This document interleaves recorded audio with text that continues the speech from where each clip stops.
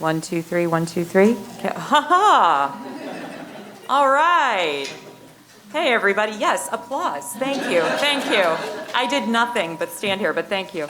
All right, we're going to get this party started. Hi, everybody.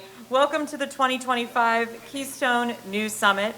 I'm Natalie Bencavanga. I'm an independent journalist and media strategist and a professional fellow here at Duquesne University's Patricia Doherty Yoder Institute for Ethics and Integrity in Journalism and Media. And I'm just very honored to be here today as your MC. This inaugural event is the result of a year-long planning process between a dedicated team of journalism instructors, researchers, funders, and advocates across the state of Pennsylvania. So I'd like to take a moment to thank the summit leaders who helped to make this event possible. So when your name is called or your institute is called, please stand to be acknowledged. From the Yoder Institute at Duquesne University, Dr. Pamela Walk. Hey, Pam. Tara Bradley Steck. There's Tara in the back. Laura Smale. All right. From the Klein College of Media and Communication at Temple University, David Brown, Dr. Logan Molyneux, John Ramos, and Amanda Stankiewicz. All right. From the Belisario College of Communications at Penn State University, Dr. Ford Risley. From Lehigh University, Dr. Brian Creech. From the Center for Media Innovation at Point Park University, Dr. Andrew Conti. From the Pennsylvania News Media Association Foundation, Tanya Henderson. And from the Lenfest Institute for Journalism, Tristan Loper. All right. Thanks, everybody, for being here. Our hosts are passionate about elevating the field of journalism and promoting a robust and healthy fourth estate at the local, regional, and national levels. And we're excited to bring you this first of its kind convening of like-minded individuals. So please don't hesitate to approach any of our summit leaders with questions, comments, or ideas to share for this or for future events. Of course, this gathering wouldn't be possible without the support of our generous sponsors. So please stand to be recognized. The Lenfest Institute for Journalism, the Heinz Endowments, the Pittsburgh Foundation, the Steinman Institute for Civic Engagement, Highmark Health, and Patricia Doherty Yoder.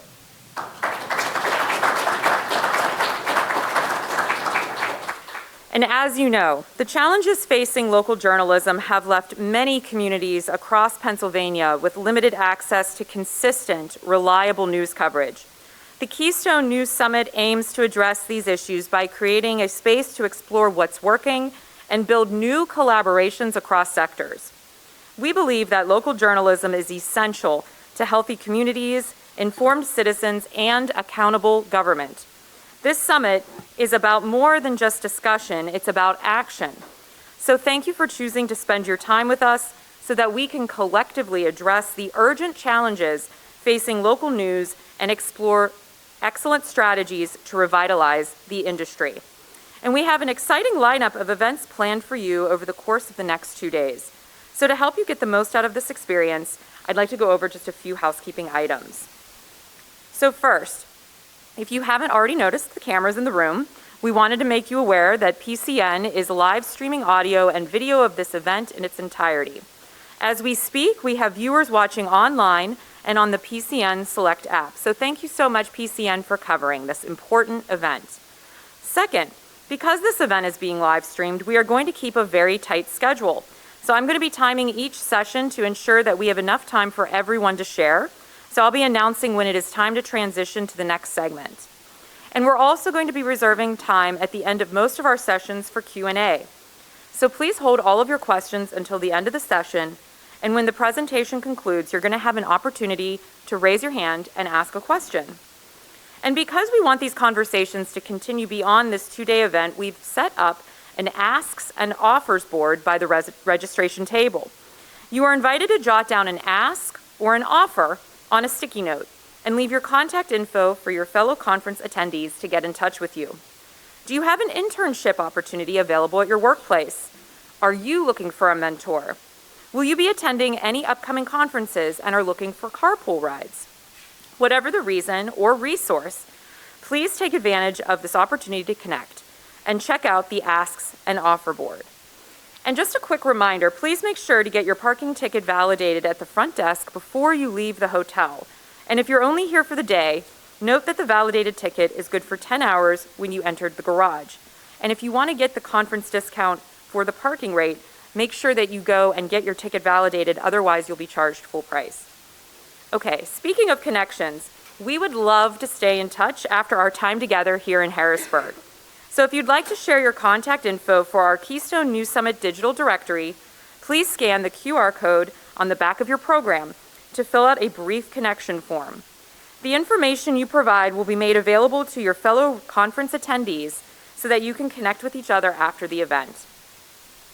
If you'd like to connect to the hotel Wi-Fi, the network name is Hilton Honors. And once you choose that network, you'll be prompted to either log in or enter a promotional code. And the code is 012025. And I'll say the code one more time. It's 012025. And of course, the most important question is, when do we eat? Okay, so lunch is going to be served today from 12:15 until 1 p.m. We have a hot lunch buffet set up in the hallway, and we will also have gluten-free and vegan options available. We have table seating on the other side of the ballroom for you to enjoy your lunch, and we'll be resuming our sessions promptly at 1 o'clock. So please ensure you make your way back to your seats by then.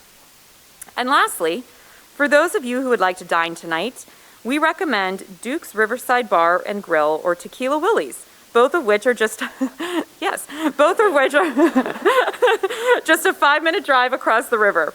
You can access directions by scanning the QR code. And we have some folks meeting in the hotel lobby tonight around 6 p.m. if you'd like to carpool. Okay, so enough with all of that. So we have some incredible conversations ahead today, and I would like to get things started by welcoming our first speaker, David Brown, to the stage. David is an associate professor and assistant dean with Temple University's Klein College of Media and Communication, where he is responsible for community relations, DEI, communication, and special initiatives. David was named a champion of change by the Obama administration for his work in faith, private, and public communities. He was also inducted into the Public Relations Hall of Fame by the Philadelphia Public Relations Association. David, thank you so much for joining us today.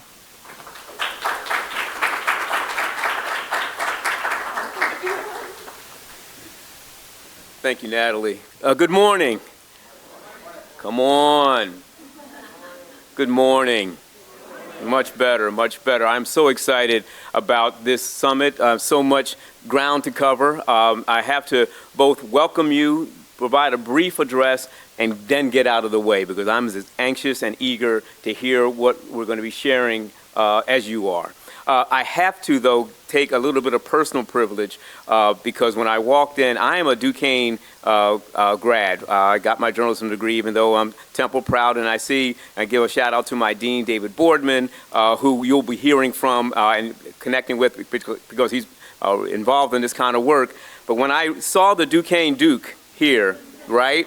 Yeah, right, because I was the news editor for the Duke when I was there in 1984 when I graduated, and the front page story is Dr. Maggie Patterson, who taught me.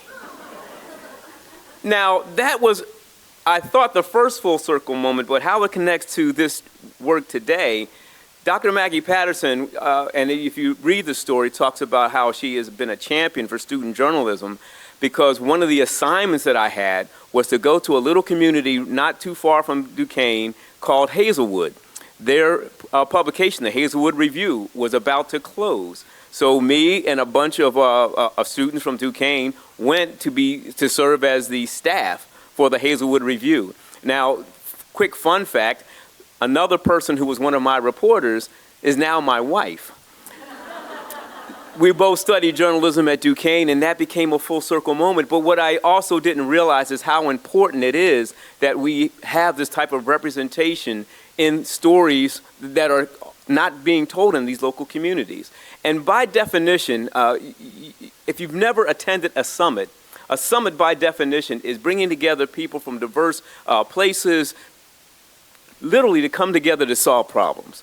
And when you look at Summit, regardless of your faith tradition, and I, full admission, I'm a preacher in Philadelphia, no sermon today, but we use these analogies of summits because people travel from a lot of different places when there's times of crisis, when there's times of problem solving, when there's times to get some action done. People come together at a mountaintop, and then they discuss, and then they problem solve, and then they eventually disperse and go back to wherever they are to get the work done that they talk about at the summit.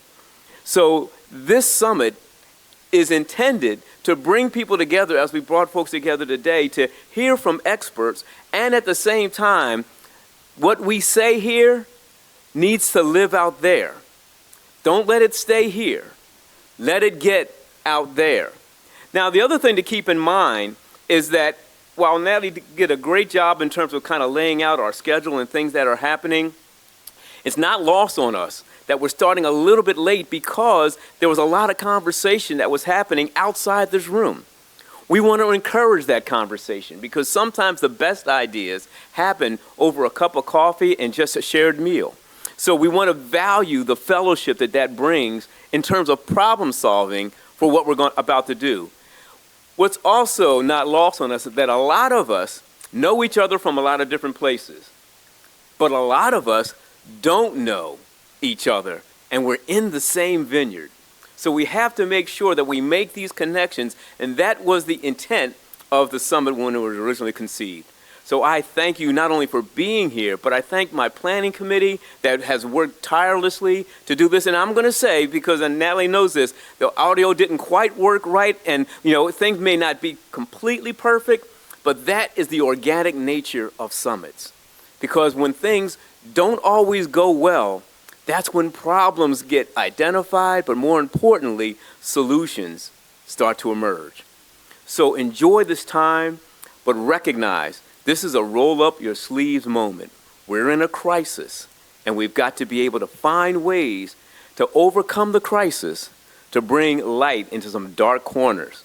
And if we can do that, and this is the first ever summit, which implies we'll be doing this again until we continue to find the solutions that will lift us all.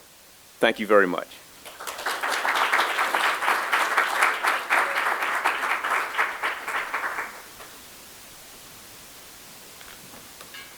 Thank you so much. That was a wonderful way to kick things off for such an insightful talk, and I feel energized now. I'm ready.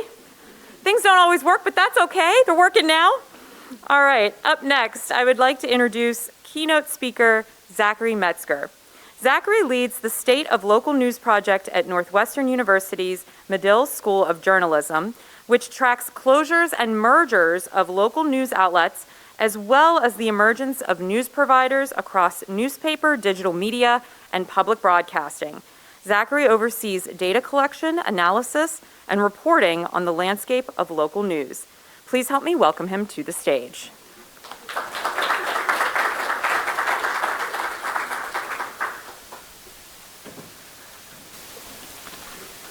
Good morning.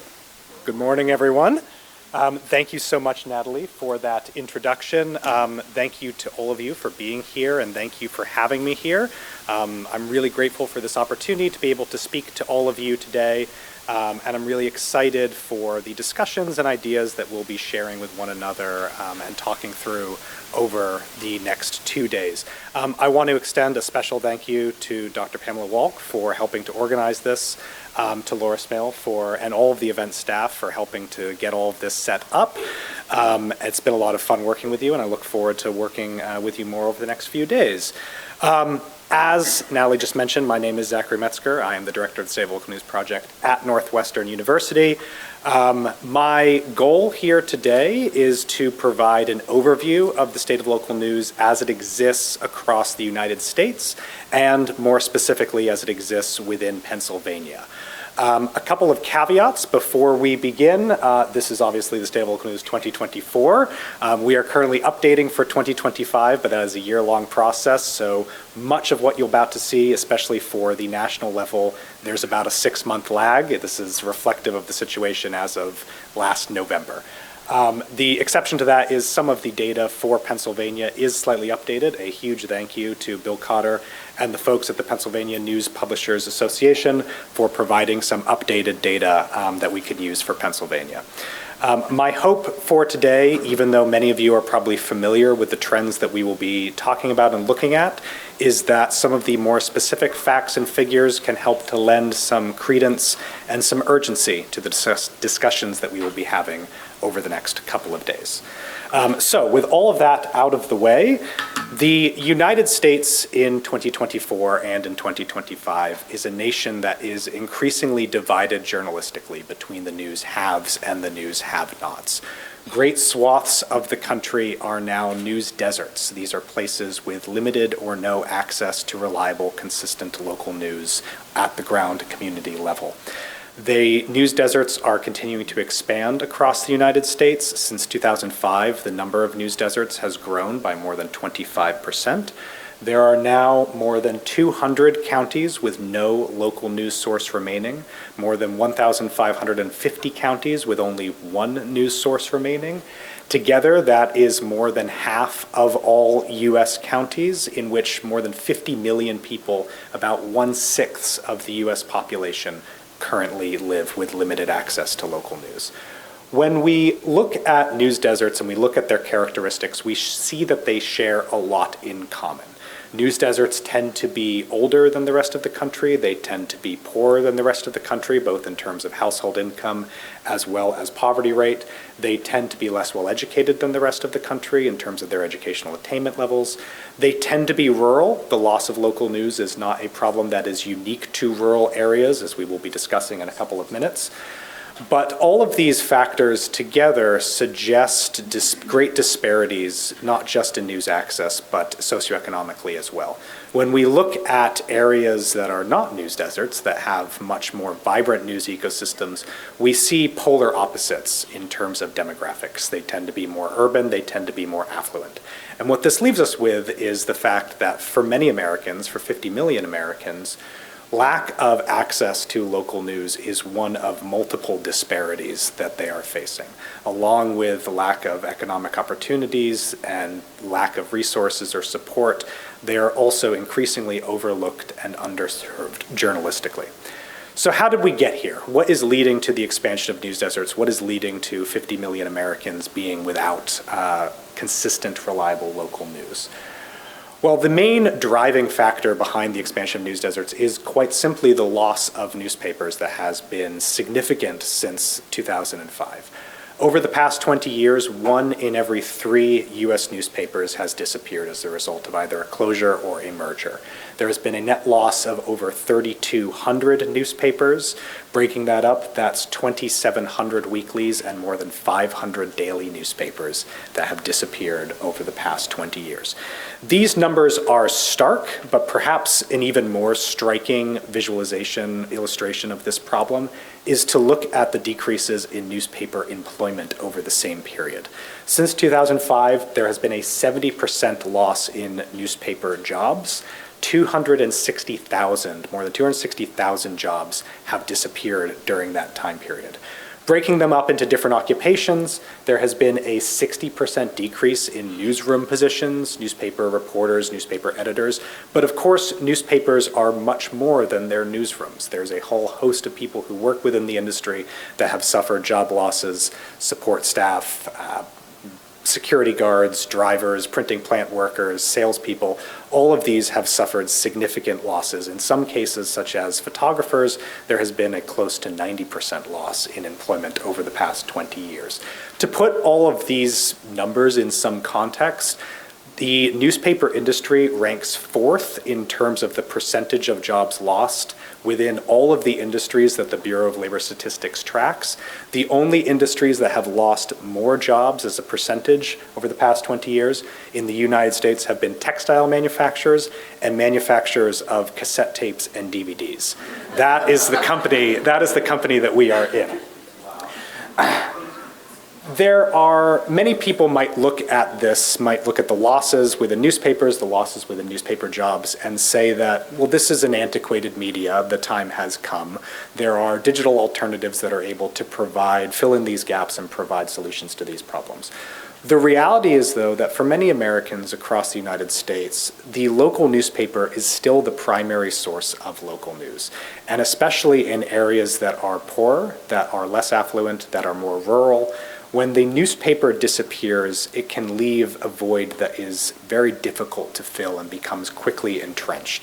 While there are, and we'll talk about this in a few minutes, while there are some wonderful, really vibrant digital news alternatives that are filling voids across the United States, these remain heavily concentrated in urban areas, and there are many barriers for their successful establishment and sustainability within more rural or less affluent communities, including, just at the very basic level, technological infrastructure levels in terms of broadband access. There are sort of two major reasons why newspapers have declined so precipitously over the past 20 years. The first is that bluntly, the fundamental business model of newspapers has collapsed. The traditional print advertising business model of newspapers was quickly faced competition from online news advertisements. Many newspapers were forced to pivot to a subscriber revenue model, which in many cases could not match the loss of revenue from advertisement. The other major factor behind the shrinking of newspapers has been consolidation within the industry. Many newspapers are corporate controlled, many newspapers are hedge fund controlled. There has been a trend over the past 20 years and indeed over the past 10 years to view newspapers as distressed assets. This has led to mass consolidations within the industry, mass layoffs, and real strong reductions in newspaper coverage. I mentioned that the loss of local news is not a problem that is unique to rural America.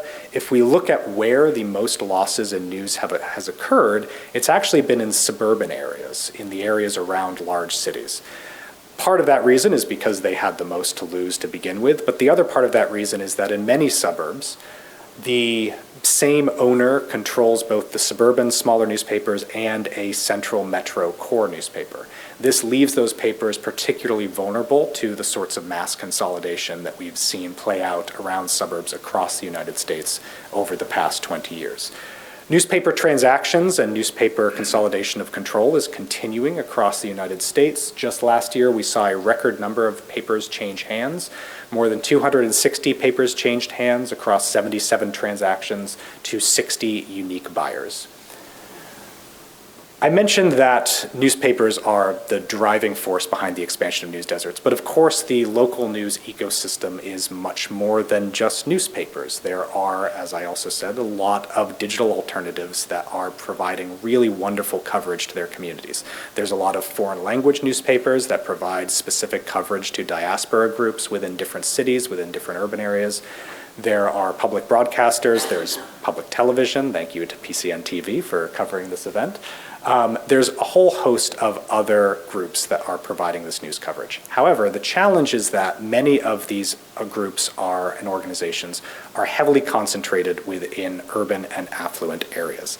Of the digital alternatives, only 15% are located in counties that are described as rural by the USDA. As a particular illustration of this, last year we added to our database network digital news sites. We previously had these either listed as sort of their parent corporation or just a handful of them. But in this past year, we wanted to differentiate and look at and include all of the different individual sites that might be included within a larger network. These are networks like Patch, or in the Mid-Atlantic, we might be familiar with Tap Into, that are providing a lot of local news access to smaller communities, especially smaller suburbs, but operate under a larger network umbrella. We added about 750 of these to our database by looking through the ones that are providing local news coverage that is consistent, but this had no impact on the number of news deserts. As you can see from this map, they are heavily concentrated within urban areas along the coast, within Chicago, San Francisco, LA, and so forth. Despite all of these challenges, there remain some signs of hope. There are still a lot of people that want to create news and that are looking to start up news and looking to experiment with ways towards sustainability. Last year, we identified 258 new news startups that had emerged over the past 5 years. We also profiled 12 organizations. These weren't necessarily startups, but that are doing interesting experiments towards sustainability. In Pennsylvania, we profiled Public Source in Pittsburgh.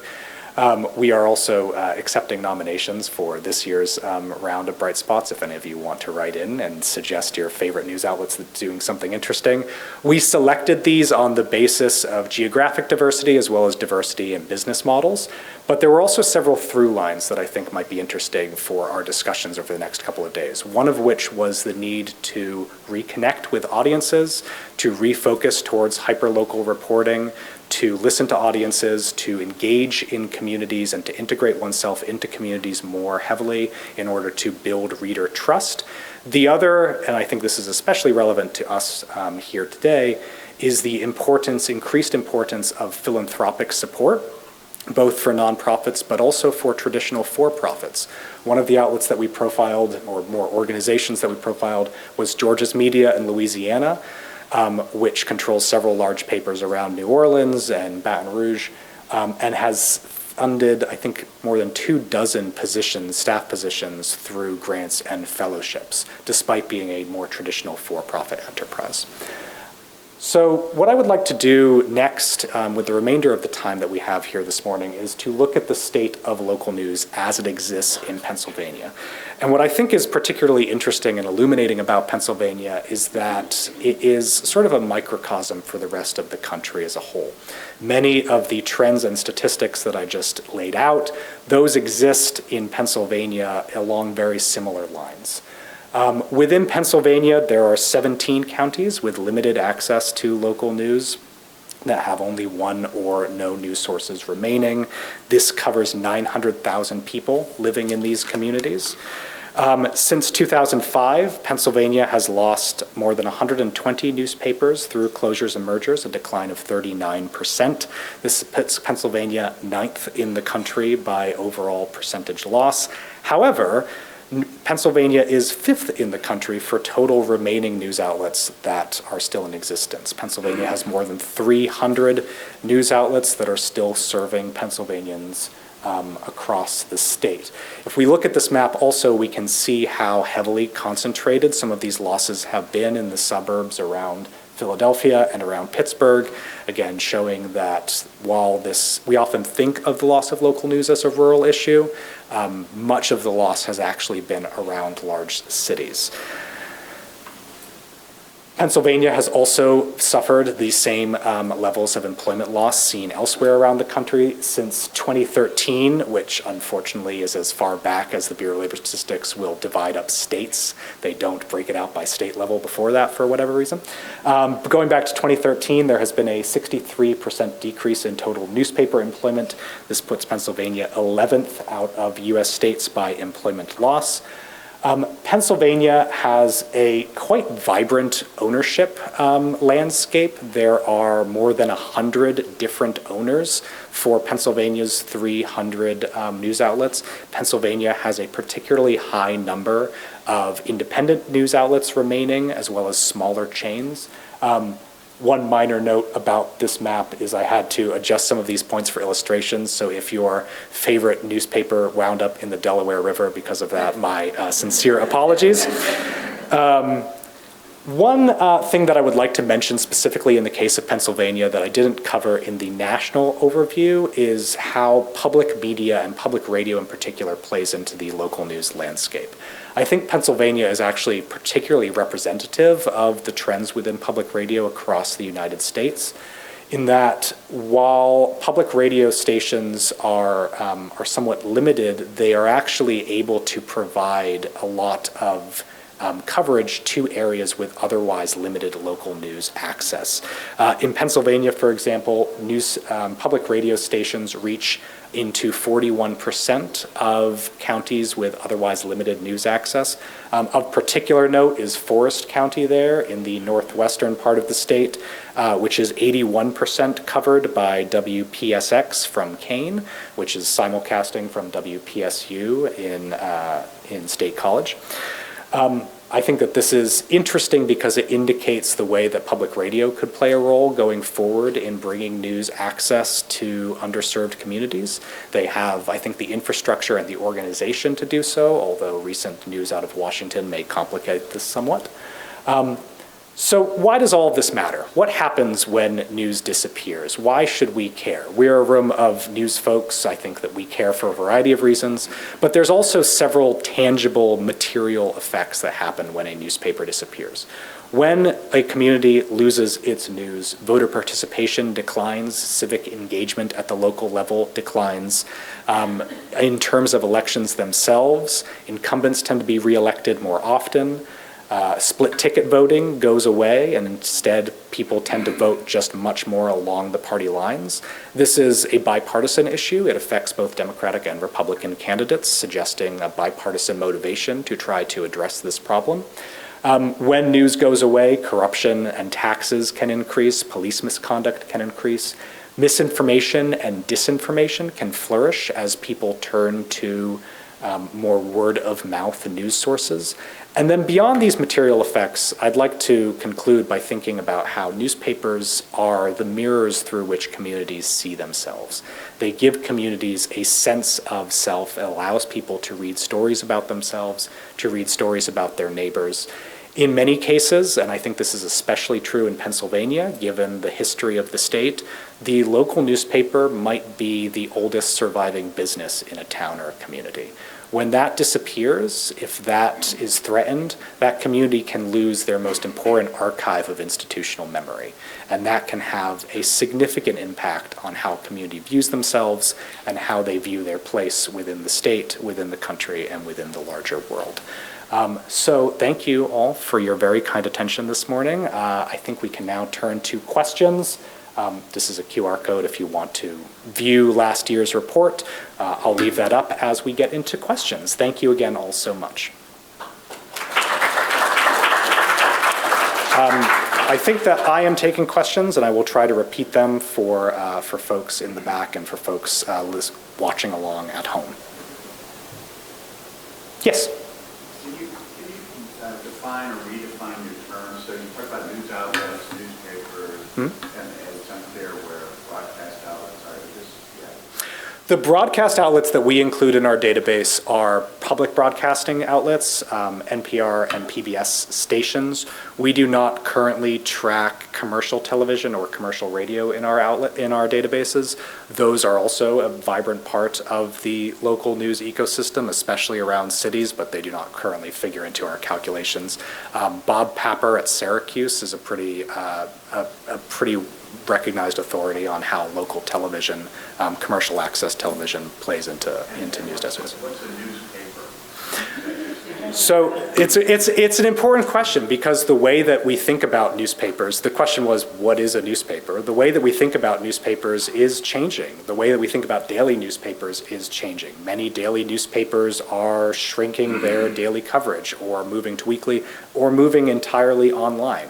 We still define newspapers as having some sort of print product that is still important for a lot of communities that don't necessarily have the broadband access or don't have the wherewithal or resources to access a digital news alternative.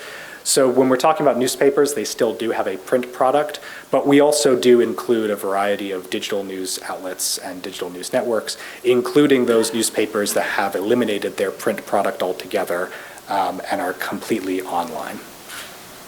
Yes? So how does the loss or lack of broadband internet overlap with where the news deserts are in terms of rural communities? The question was about how broadband interfaces with all of this. There's a colloquial term that I've heard before called double deserts, which are areas that are both news deserts and also broadband deserts. Part of the challenge is that broadband data, if any of you are familiar or are also students of broadband data, is notoriously tricky. The FCC stuff is all self-reported by internet service providers, and so should be taken with a heavy grain of salt. But if we look at the maps of broadband access, they map on pretty heavily to urban affluent population centers. More areas that are more rural are going to have less, more limited broadband access, and this actually can create a significant challenge in terms of access. A recent example of how this actually plays out at a more sudden level is in North Carolina, in western part of the state after Hurricane Helene. This took out a lot of internet access for a lot of people. And so news organizations, including NPR that was providing a lot of coverage, had to completely redesign their sites to be just text focused and eliminate all of their images that would be carried over the internet so that people in very, very limited internet access areas caused by the hurricane could still access those sites.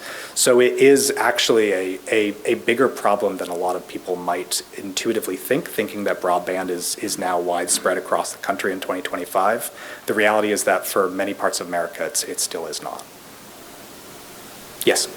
My question is related to the health of news and news ecosystems. So a lot of the sites that had 2 or more newsrooms, Yep. they have declined in actual number of reporters. So for instance, I'm actually originally from Franklin County, Pennsylvania. The newsrooms there have 1 reporter. Yep. So has there been any talk of tweaking this methodology to be more inclusive of the number of reporters that are actually serving the news communities? The question was about how this methodology might need to be updated to reflect where news outlets are still technically in existence. They exist on paper, but they might have severely limited reporters covering them. And I think it's a really important question. It's something that we have been thinking about as well. Last year, we tried to review the content of some of the largest newspapers owned by some of the largest chains to try to get a sense of how much content is being recirculated. One of the things we found is that among the papers owned by some of the largest chains within the country, around 40% of front page content originates from elsewhere on average. This is even more so the case in a lot of other areas that might have no original reporting whatsoever. All of their content is either coming from a regional metro or from a more national publication, if you think about the ways in which USA Today gets recirculated by a lot of smaller regional newspapers. So it's an important question. I think that absolutely this methodology and this research calls out for thinking more holistically about that. Some people refer to these papers as ghost newspapers to refer to this kind of phenomenon. I think that there's work being done at different state levels that are trying to address this from more the bottom up, whereas our approach is more from the kind of top down, thinking more across the country. But at the state level, something that more focused, localized research can offer is to think about this question of staffing and think about this question of content in more depth. I think there were questions, yeah.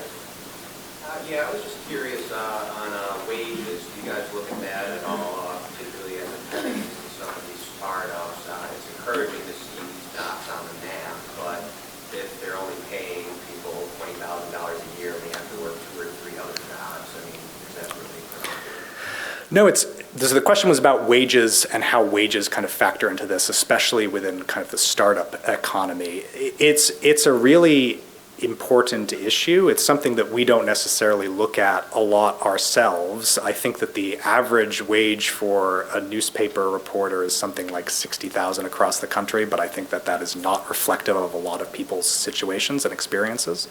I think that's safe to say. I think that also, especially when thinking about startups, there's a lot of other questions. I recently saw a presentation about rates of burnout within startup culture within news outlets and the burnout levels of journalists, which are increasingly high in some of these startups. I also think it's telling that a lot of smaller papers might not necessarily have full-time employees, they just have part-time employees. This is actually an issue within Illinois, which recently passed legislation to provide tax incentives for retaining and hiring journalists, but is specifically directed towards full-time journalists. And some organizations that don't have any full-time journalists don't qualify for all of this aid, or at least don't know how to qualify for some of this aid.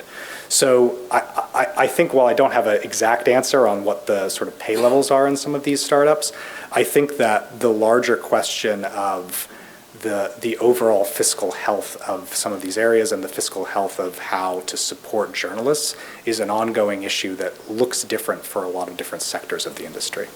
Yes? To dovetail on your Charles' question, has there been, so in Pennsylvania, of course, one county without a official news outlet. However, as you and others pointed out, a lot of the legacies and the capacity has dwindled. Are there any approaches that you can point to in other states for expanding the capacity of the outlets that exist and have connections with the community? I mean, to go out and to cover things on the ground. So the question, correct me if I'm wrong, it was sort of about how are there approaches that other outlets are taking to try to expand their coverage into areas that might have limited news access? Well, are there ways, from a company standpoint or otherwise, are there approaches that can expand the capacity of the outlets that are there, that are kind of novel and interesting that you could? I think part of the challenge is that to expand capacity, it requires placing journalists, and it requires expanding the number of journalists that are working for an outlet, and then placing those journalists where they're needed. And I think that there is movement on that front. I think that that is a solution that people are trying to point to be thinking about. How can we be placing journalists in otherwise underserved areas to augment the capabilities of existing news outlets in those areas? There was a flyer in the back of the room for Next Generation Newsroom that is trying to. Perfect. Well, I'm glad that I could address that. That is. Okay. Well, I'm glad that I gave a right answer. Next Generation Newsroom, which, as I'm sure you can probably explain in more detail, is trying this approach and trying to place journalists across different news outlets. There are other similar groups that are doing that for more focused reporting. So I think it's I want to say Chalkbeat, and is doing this specifically for education reporting with trying to place reporters. There are some investigative outlets that are more taking a network approach but are placing journalists within existing newsrooms and funding those positions. There is the Warhorse News, which is addressing this problem for reporting and coverage of military families and trying to place reporters well-versed in those issues in news outlets that are adjacent to military bases. So I think that this is an interesting approach of trying to organize networks of journalists that can then be sort of embedded, for want of a better word, within existing newsrooms. And if that is able to be focused towards especially underserved communities, I think that can do some good work if those positions are able to stay afloat. Yes, sir, in the back. You've talked a little about places where there are newspapers, media outlets. Have you done any forward-looking as to the ownership? I mean, we have some, I'm looking at UMNG, we have a bunch of newspapers that are owned by companies that are not in the business of running newspapers and plan to put them out of business. Have we looked forward at what that's going to look like in 5 years? It's an interesting question. So the question was, are we looking forward to be thinking specifically about ownership? And is there concern when you have owners that are not in the newspaper business? I think that there's a few that we could sort of anecdotally name that are more interested in this kind of for short-term profits. In some cases, they might be interested in this from a real estate deal. I think it's interesting that one of the factors of a newspaper being the oldest business in a town is it often has some really great real estate that it owns outright, that companies are very eager to acquire some of their very nice buildings. So I think that is an important part of the dimension of the problem. Last year, at Medill, we put together a local news watch list that was looking at counties that are at elevated risk of losing their news. That watch list was primarily based off of socioeconomic factors, and those are the factors that went into modeling. One of the things that we would like to do is to expand that to look at ownership and factor that into our models as well. That is somewhat of a more daunting modeling challenge, but something that we would like to approach in the next year. There's also, I think, one of the reasons why, I won't go back to it, but one of the reasons why I highlighted some of the record year of transactions and why that is significant, and why, if you noticed, also all of the top transactions were the same company, Carpenter Media Group, is that there are concerns that with rapid transactions, what follows next is rapid contraction.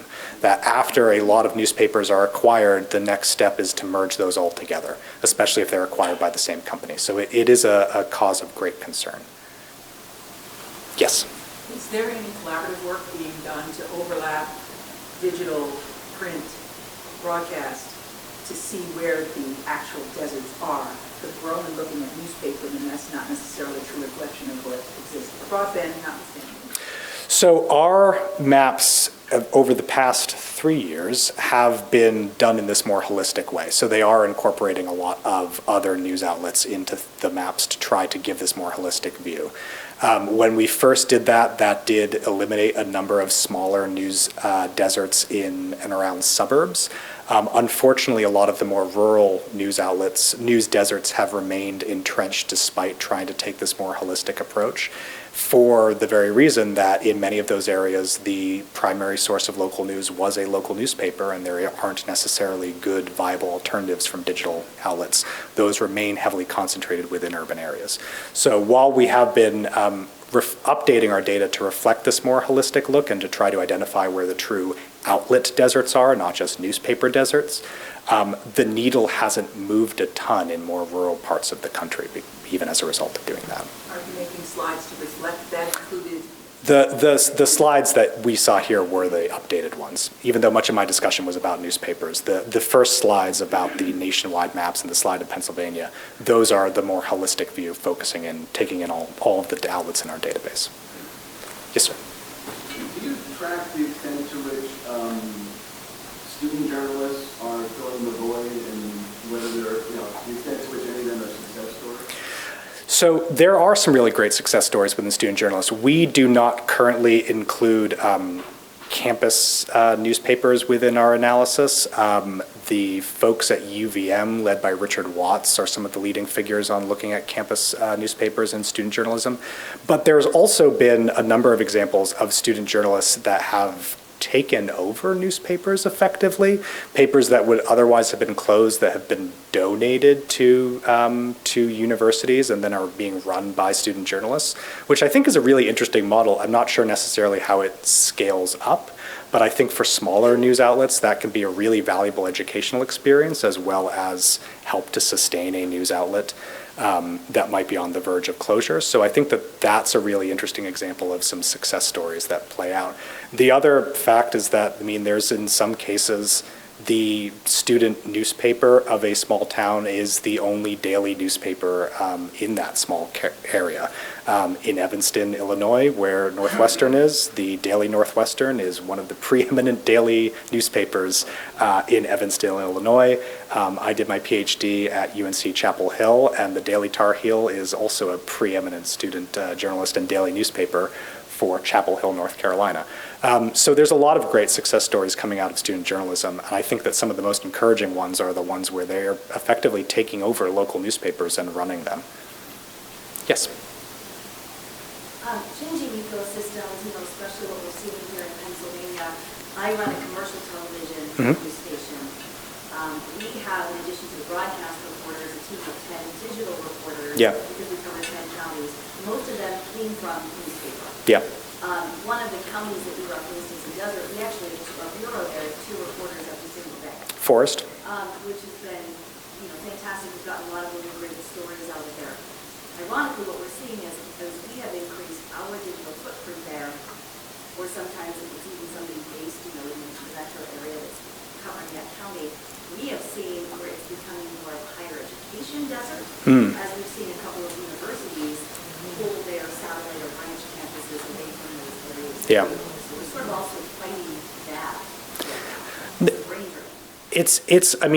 The thing about news deserts and areas of limited news access, again, is it's one of many disparities, right? These are areas with limited news access, but they're also areas that are education deserts, they're healthcare deserts, they're food deserts, right? A lot of these major disparities across the US population, they all play out at once within these areas.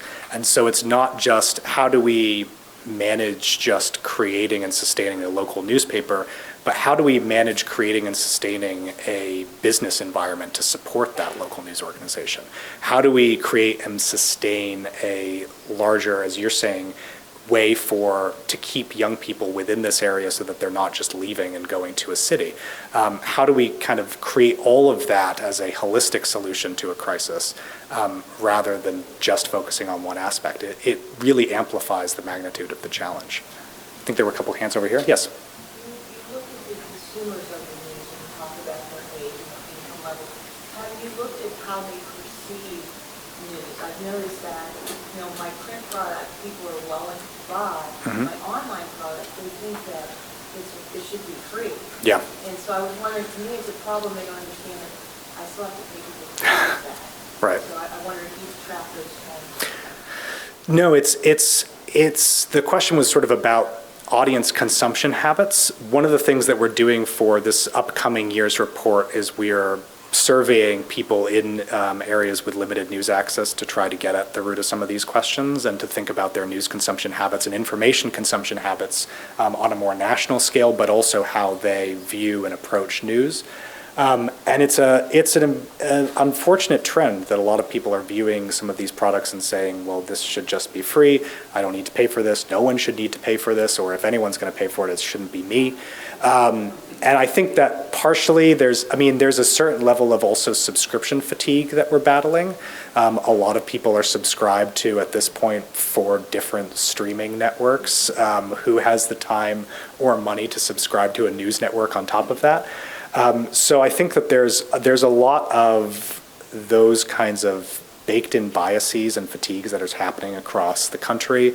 I would also say, especially among younger readers, trying to get them to understand the value that news provides and trying to get them to understand the importance of paying for it is also a challenge facing a lot of the country. I think we have time for 1 or 2 more questions. Yes. I wonder if you have any sense of what the picture of the United States looks like compared to Western Europe, where the news media is subsidized. Yeah.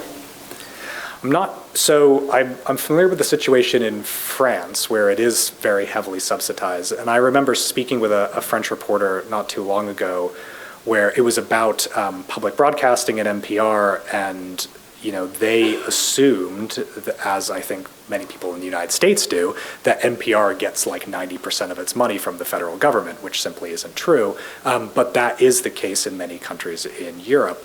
The reality is that in Europe, I think there's also been some pretty heavy consolidation where there might be some major news outlets remaining, and those news outlets might be spread out across a country like France or Germany or Spain, but there's perhaps limited options from smaller independent outlets. I also think this is playing out in England, in Australia, and in Canada as well, which has also seen a lot of similar consolidation trends to the United States. Yes, sir. Yeah, so, I hate to sound like a pessimist. Obviously, there's a lot of bad with the newspaper industry these days. But one of your, and I very much look forward to some of the solution discussions we're going to be having on the next day. But one of your slides, this was really striking, the one about the textiles and the and it just, like for me, it just reminded me of, or felt very similar to what the Trump administration is trying to do with manufacturing jobs. Return to the past, so to speak. And I guess just from your research and your vantage point, what do you think the collective mission is? Is it to sort of stop the bleeding, to, prevent, more news deserts from occurring? Like, what do you see, again, as an overall mission? I think, and I'm looking forward to perhaps pursuing what the overall mission is here over the next couple of days, and perhaps even defining what that looks like in more concrete terms. I think the way that we have seen from our research is that one of the most important first steps is trying to halt the loss. And then from there, move towards more more different avenues towards sustainability, which unfortunately there isn't one size fits all solution. Sustainability looks different in a lot of different areas. It looks different for a nonprofit versus a for-profit. It looks different for a news outlet in a smaller rural community versus a more affluent urban one. And so we need a collection of different sustainability approaches that news outlets can experiment with, working with. And we need to understand how those sustainability efforts are playing out.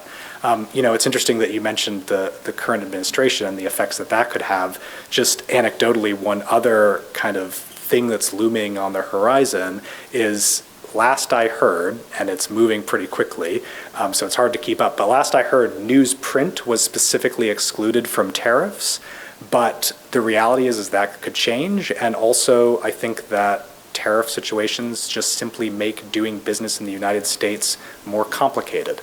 And many news outlets operate on razor-thin margins. Any increase in the cost of doing business could have a pretty significant effect on the health and operational ability of a lot of news outlets. So I think that this could be a foreboding couple of years for business in the United States in general, but also specifically for such a precarious business as news. I think we have time for one more question. Yes. Yeah, I suspect I know the answer to this, but I'm asking it as a general matter. Are you aware of any news desert studies that take into account the fact that in a lot of these counties with one outlet, that outlet is exclusively covering the biggest city or the biggest town in that county? Yeah. Is there anybody out there with a good count of the number of municipalities and school districts nationwide that are essentially uncovered? No, it is also a big problem.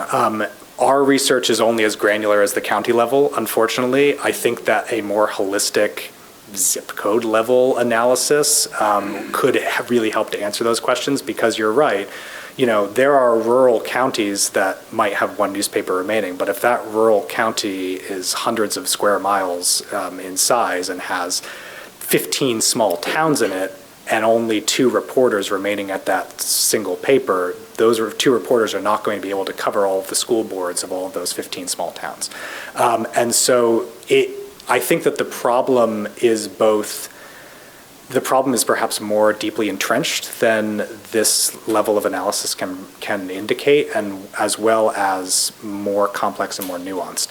I think that there's a lot of areas of the country that are underserved. I mean, this is also true, I think, within large urban areas. There's neighborhoods of Chicago that, for a lot of historic and systemic reasons, do not have news access. No one is saying that Cook County, Illinois is a news desert, but there are certainly neighborhoods in Chicago that are. I think that is all the time for questions that we have. Thank you all so much. I will be around for the rest of the day and tomorrow. If you have any questions that I did not get to, please track me down. Thank you, Natalie.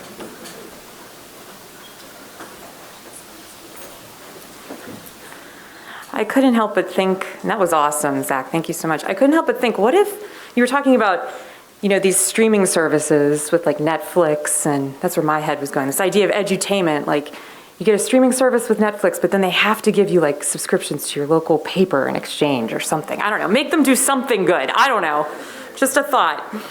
All right, next up, we have a round-robin slate of speakers, including Dale Anglin, Tanya Henderson, and Tristan Loper, sharing their insights and expertise on solution number 1, philanthropy in the newsroom.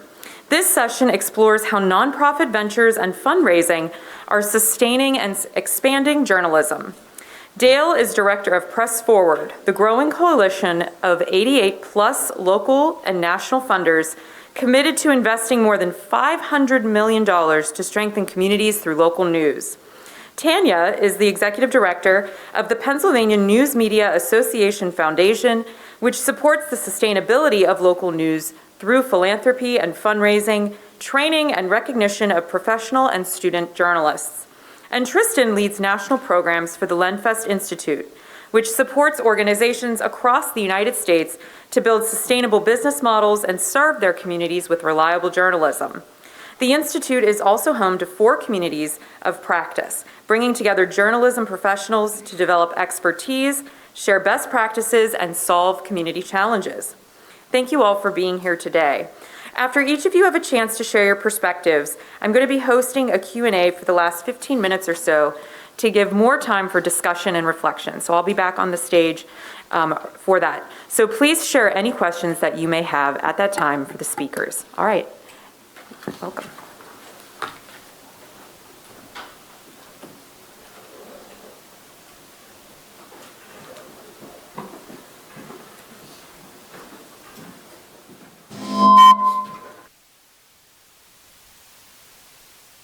Good morning. Thanks for having me in Pennsylvania. I seem to be spending a lot of time in Pennsylvania. You guys are doing a lot of stuff here, which is great. So I'm Dale Anglin. I am Director of Press Forward, been there for a little over a year. We are a very large donation collaborative focused on local news, and some of the questions you guys asked, I'm going to try to answer a little bit of some of the things that are happening. And I would just say, in general, we want to talk today about, I'm going to skip over a couple of the slides. The Medill, you did a much better job than I did about what's the problem that we're trying to solve. So I want to go mostly into what is Press Forward and how are we doing our work. How are we growing local stakeholders to support local news, and then using all our assets to solve some of these problems, and one of those assets is universities. And if you don't get anything else from today's discussion, I want you to understand that revitalizing local news will require all of us working together in new ways to build a more sustainable news and information ecosystem that, by the way, we all want. We've got more than almost half our chapters are in red states. I speak with a lot of different types of people, business owners, everybody. Everybody wants local news. The question is how to get it and how to sustain it, and it may look different from what it looked like, 10 years ago. So he has much better slides than I do about why news is still so important. And to be honest, when I go around the country talking about this, I don't mention the word democracy anymore. I don't mention some of those lofty terms. I talk about the practicality, hey Jess, of local news and why it's important for public safety, for education, for transportation. When we've had all of our different natural disasters, it's incredibly important to get that information out to people where to go and where not to go. So it really is for vital quality of life, daily information, plus joy, so you can understand your community, plus investigative and all those other things. He talked a little bit about how we got here. This is just one of those slides that talks about the changes in the ad revenue. So we know, as Medill talked about, civic engagement drops, polarization increases, and cities without newspapers see increases in government costs. I love the experiment, I believe was in Palm, somewhere out in the desert. They did not do national news in their local paper for a month. And they raised the amount of people who were really interested in more civicness just by taking out the national things that we were debating, right? So how we figure out those models, I think, is something we're going to be seeing. And I would just say, in general, the one thing that brings me hope about this, which is why this job is so interesting, is in the end, we are revitalizing an industry. It's just changing. It's not going back to what it was. If you talk to a young person under 30, their mental model of news is so different from me, it is like night and day. There's nothing wrong with that, though. They are putting together news sources in all sorts of different ways. We can't be afraid of that. We have to figure out how to embrace that and how to figure out ways to get some of our people who've been around for a while to change, some of our younger people actually to understand why certain parts of news are important. I mean, there's ways to do a lot of education in this space, but it is the point that we are revitalizing something. It took us 20 years to get here. It's going to take us 20 years, frankly, to get out of it. And so don't think this is short term, because it's not. So Press Forward was formed about 1.5 years ago because philanthropy had not focused on this in a big way. And frankly, newspapers didn't need philanthropy. You had other revenue. And so we had some foundations that were doing some journalism work, but most of them were not, or they did it very episodically. And so people came together and said, this is, much more of a crisis than what we think.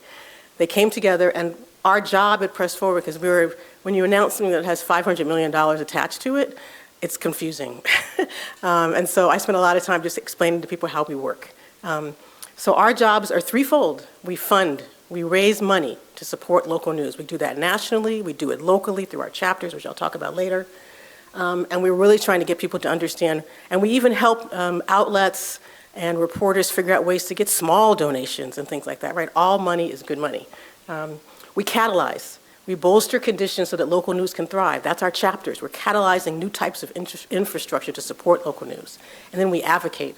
We're expanding understanding of local news. It turns out reporters and outlets were great or are great at telling other people's stories. You are horrible at telling your own stories. And we have to do that. This is the era of brands, right? You have a personal brand. You need brands. I know it's hard because people are attacking you online, but we got to figure out ways to increase those brands. People do not, so many people I talk to, be they funders, regular people, taxi drivers, I literally talk to a lot of people, they don't understand where news comes from or how you do it or how you create it and why you pick that story over that. And people want to know that now. They want to know the behind the scenes, and that's a way to frankly bring them in and become a supporter. They become a supporter of yours. So this is what we do. We fund, we catalyze, and we advocate. How we do that is we're now over 90 funders in our coalition, and those include high net worth individuals, and we're spending a lot more time focusing on high net worth individuals who care a lot about this issue, by the way, but they don't exactly know where to put their dollars. We've committed originally the $500 million, and we're now at 36 chapters, probably be up to about 40 in the next couple of months. Just so people understand how the money works so far in Press Forward is that original $500 million, and by the way, I'm charged with raising money on top of that. $400 million is in that aligned bucket. When you work in philanthropy, you don't tell philanthropists how to spend their money. And so we spend a lot of time figuring out how to design a project so people can affiliate in ways they want to affiliate. And so that $400 million means that it's in their own grant-making coffers. They still do their own grant-making, but what they do is they join working groups. They work together with other foundations. We are starting to analyze where they are funding actual grantees so that we can see, it turns out only a couple of you are funding in Nevada and 20 of you are funding in California. And maybe somebody needs to go to Nevada, right? But we've never done that type of analysis before, and so we're collecting a lot of information. They're not always happy with me, but we have to collect that information. And then about $100 million is in our pooled fund. And when you hear about our open calls, we're in the middle of one now, infrastructure, those winners are going to be announced at the end of June. That money comes from the open call. And we're going to end up probably doing about one open call a year. And I will just say those open calls are almost always tied to our pillars. And we have these pillars of equity, sustainability, infrastructure, and policy. And those are big items that we really want to try to get other funders. We're always in a training mode in Press Forward. The philanthropy sector does not understand journalism, period. And we have to spend a lot of time over the next 5 years getting them to understand that. Right now, if you're 3 outlets and you go to a funder in some of my places where we have chapters, they've never had to judge you before. They don't know the differences amongst you. They don't understand about ownership even, to even ask that question. So we're spending a lot of time educating. I know it's not fast enough, but we have to do that to think long term. And then we have our locals, which we'll talk a little bit about today. And what we hope to see, we've also got a theory of change like everybody else. We're trying in the first few years to just get increased and diversified funding. I already hear from outlets that even if they don't get the money, the foundations aren't turning them away, right? They'll take the call because we spend a lot of time putting up a lot of information to get people to understand that if you are a foundation, no matter what type and no matter what level, there is something you can do to support local news. Even if it's a convening function to get some of the assets together in your community, right? You may not have all of your own money, $1 million to give, but you can talk to your donors about giving, right? There's lots of ways for foundations to support, especially community foundations. And then we want to talk about common language. We are literally spending a lot of money right now doing going out into the field with Jess helping us lead on doing messaging and trying to understand audience consumption, what words would even work to convince people in different parts of the country and in different demographics and in different ages.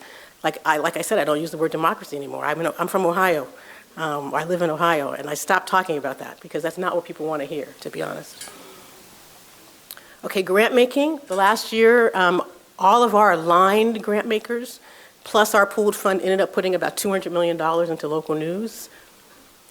Our open call last year, the first one was on closing coverage gaps, so it really was trying to get at some of those deserts, frankly, and some of our minority-led organizations. We ended up about 50% of the groups being in one of those categories, rural or led by disadvantaged people. I will just say we also are agnostic about for-profit versus nonprofit. You have to support both. We're trying to get our funders to understand that because some of them are not used to funding for-profits, but let's be clear, most of those for-profits are barely profitable.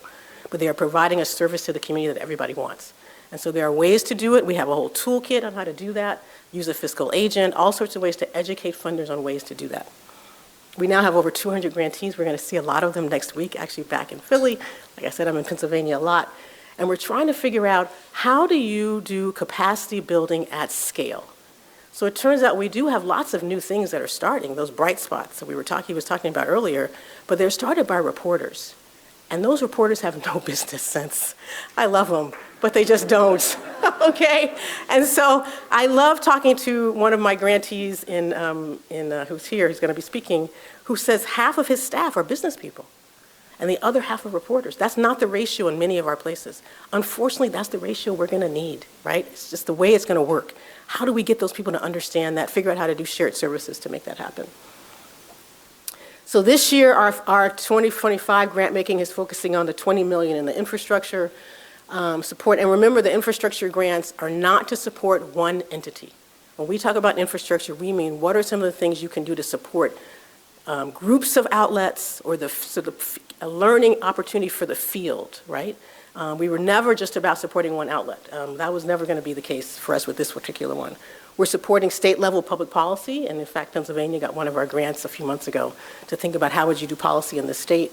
And then, like I talked about next week, we're working with LenFest to do this News Philanthropy Summit. Over 300 outlets are coming, and I keep hearing more people want to come. I think we're going to run out of room to learn about how do you diversify your revenue. We do a lot of communications and support, toolkits for foundations, for our chapters. We talk a lot about, like I said, telling journalists to tell your own story. If you're going to talk to a foundation, explain how you work. They really don't know. Most foundations do not have a program officer that focuses on journalism. They focus on 10 other things and journalism. And so you've got to train them up, right, on how to do that. And then we talk a lot about, like I said, investing in business and marketing support and collaboration. One of my colleagues right now is at the collaboration conference out in Denver, is how do we think about shared services and ways to do that. And then our chapters. We're really proud of these. We think of them as new infrastructure. We think of them as semi-permanent. We don't want you to just be around for 2 years. It's really building a table in your local community to think about what should news look like. So they inspire new donors, they establish pooled funds, they represent press forward in the community. Oops. It's buffering. I can keep talking. Oh, there we go. That's our map right now of our 36 chapters, which is available on our website. I think we're going to get Indiana soon and Massachusetts. What does the chapter entail? I'm going to give you that in 1 minute. Well, less than a minute. Well, I'll just talk to you. So we asked chapters to be started by foundations because those chapters are charged with, first thing they're charged with is raising money. It is about raising money and awareness about local news. And so they're started by foundations, especially community foundations, because they know how to do that, right? They're used to taking in money, they're used to giving out money. Just last year, this $36 million was raised by about a third of our 36 chapters. So we have a ways to go, right? We're just starting in this, which is great. And that was without us doing a lot of help. In Pennsylvania, you've got 4 chapters. You are the state with the most number of chapters right now. We're quite proud of that. Sponsored by LenFest, Point Park University, Steinman, and the Center Foundation is our newest one. And we love that you guys are working together to share best practices, to talk about how you support the state. And that's starting to happen. You are often at the cutting edge here. So I think because of you all, now California's 3 chapters are going to host a convening together in the fall. And we're hoping that's going to happen in some of our other multi-chapter states like Florida and Illinois. So those chapters do 3 things initially. We ask them to do research on your local ecosystem. As one who helped create some outlets, mostly nonprofit outlets in Ohio, and I thought I knew the ecosystem, I did not. And so we just assume you don't. You're missing some group, you're missing some community, and so do the research. And there's lots of people now doing this research. We're collecting information on how people are doing this research so we can share what's the cost, how do you do supply and demand, at what time should you do the research, things like that. But we've got groups that are doing all sorts of research. And that research is not high level. They're often combining national researchers with a local researcher, so you get the local information. They represent press forward in the community. I think you recognize this guy from Pittsburgh. and then they inspire new donors. And I give the example of, this is new. Think of this as new. Most of our community foundations have not raised money for news. They may like it, but they're not used to doing it. So even they are experimenting. And so the great example I give is Nancy in Iowa, who's a fabulous foundation leader, absolutely amazing. She started the Community Foundation in Dubuque, Iowa. She is a star. And someone said, well, one of our college sports people wants to do something for the foundation, and he's really interested in news. And she said, okay, but what's that really gonna get us? They had a fundraiser, they raised $160,000 in 2 hours. And she was like, wait a minute, that's something that we can cut. So the chapters are also working together. And then I wanna talk lastly about our assets in terms of universities. I'm loving the university work, the things that you guys are doing. You're creating new academic partnerships, you're doing student-driven community reporting, you're mapping local ecosystems on behalf of our chapters, you're developing sustainable models. There's all sorts of things we can talk about this afterwards. And just want to highlight, in particular locally, somebody asked about how many reporters we have. University of Vermont is actually starting to track that. And so just in 23, they tracked 2,000 student reporters and over 10,000 stories, and they're continuing to do that in deeper dives. And the other thing is that when we were talking about the deserts, 95% of US's rural colleges are located in counties with 0 or only 1 outlet. And so we have to figure out our assets. If the university is an asset, that's one of the ways we have to go, right? And then of course, Point Park University, you've got your Center for Media Innovation, and you've got your Pittsburgh Media Partnership, which includes 33 newsrooms in 10 counties. That's a lot of support. And frankly, you are also infrastructure. Think of infrastructure in lots of different ways. We're going to need to use a lot of our collective wisdom and collective assets to really support this industry. That's done for today.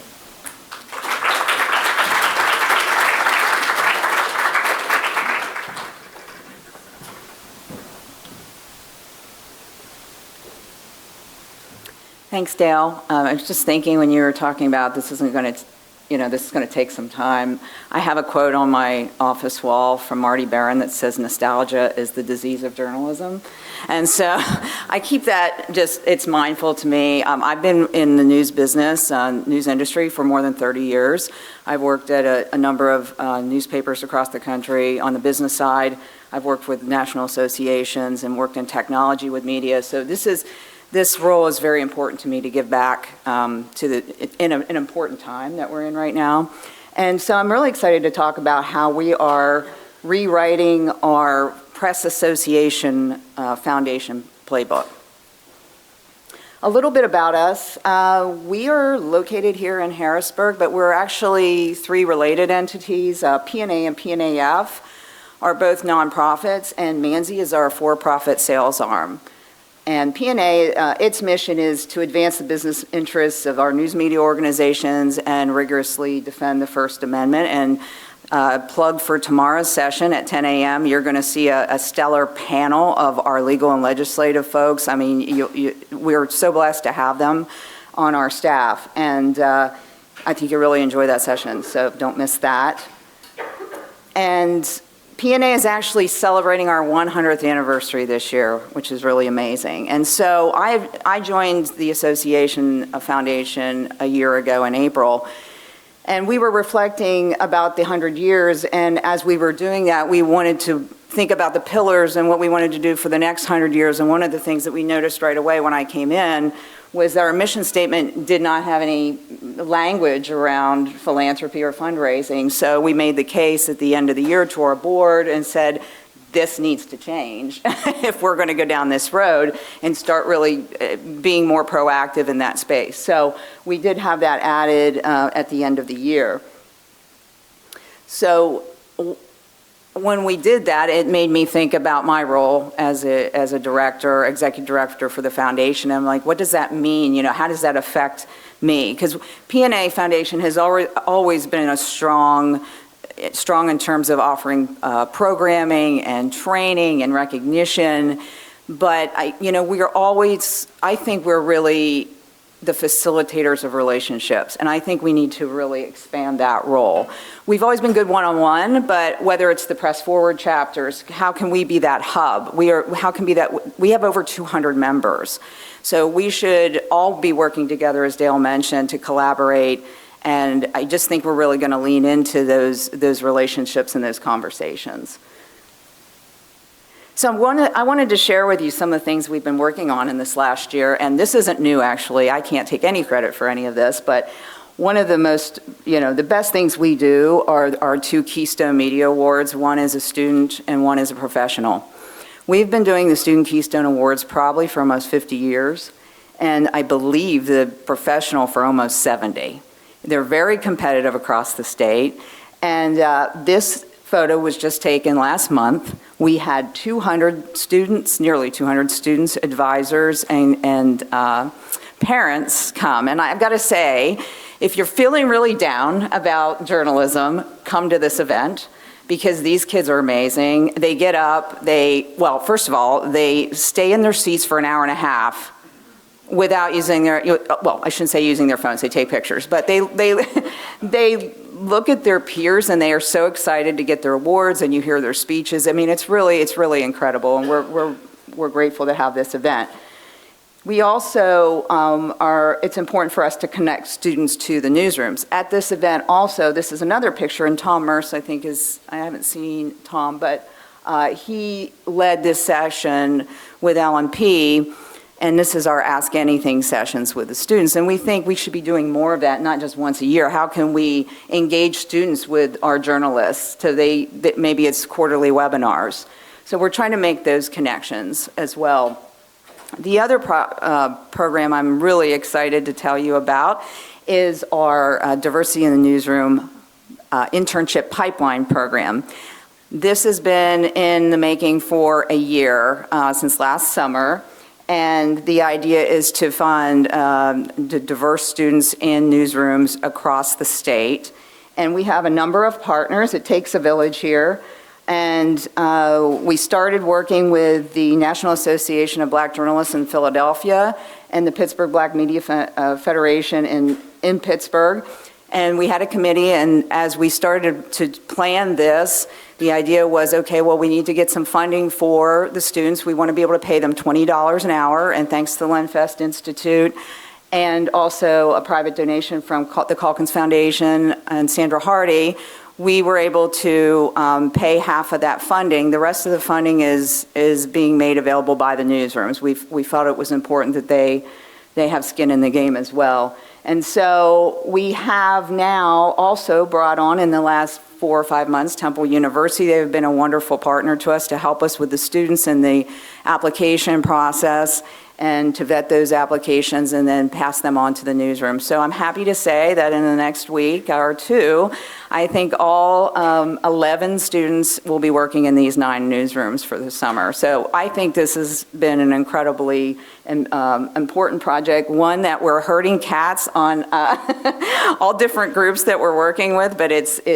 we're really interested to see how this takes shape, and I'm really excited. The kids are starting to post on social media, and this was just one of the posts, so more to come on that.